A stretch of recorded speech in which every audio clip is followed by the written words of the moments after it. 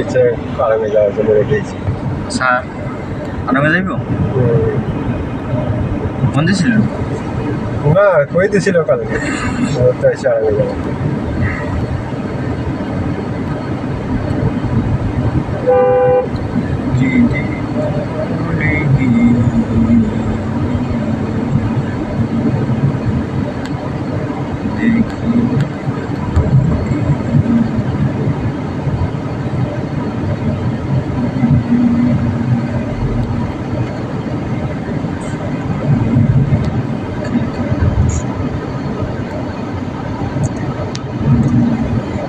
এদিকে ভাই জায়গাগুলো এত সুন্দর সুন্দর কালার কেটে রাখছে, মনে করেন যে দেখলে মনে করেন যে দেখতে ইচ্ছে করে। ওগুলো দেখতে ইচ্ছা করবো আর কোনো ইচ্ছা কিন্তু তো কেনার সকম নাই।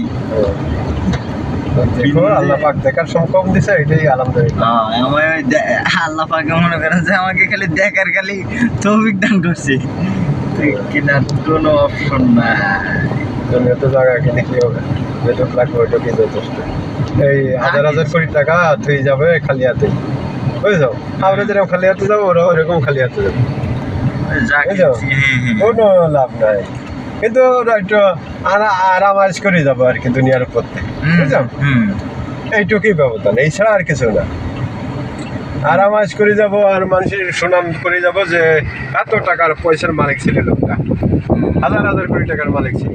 এরকম কত গেল দেখলাম চোখের সামনে, মরে গেল, মাটি গেল। হ্যাঁ, একটু দামি জায়গায় কবর দেয়, দুনিয়ার পরে দাম। কিন্তু জায়গা তো সব জায়গায়, দুনিয়াতে সব জায়গার মাটি একই, কিন্তু দুনিয়াতে মানুষ দাম করছে যে যার কবরের দাম বেশি, এই ছাড়া আর কিছুই না।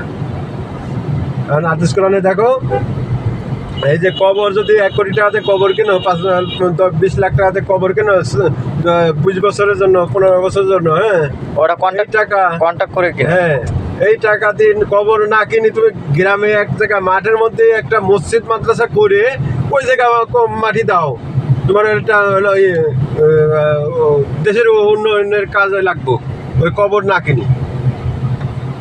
গ্রামে যে জায়গার দাম কম, মনে করো এই যাতে 2 বিঘা জায়গা কিনি, ওই 1 কোটি টাকা দিয়ে 2 বিঘা জায়গা কিনি, মসজিদ মাদ্রাসা কিছু একটা করি, কমপ্লিট করি, আর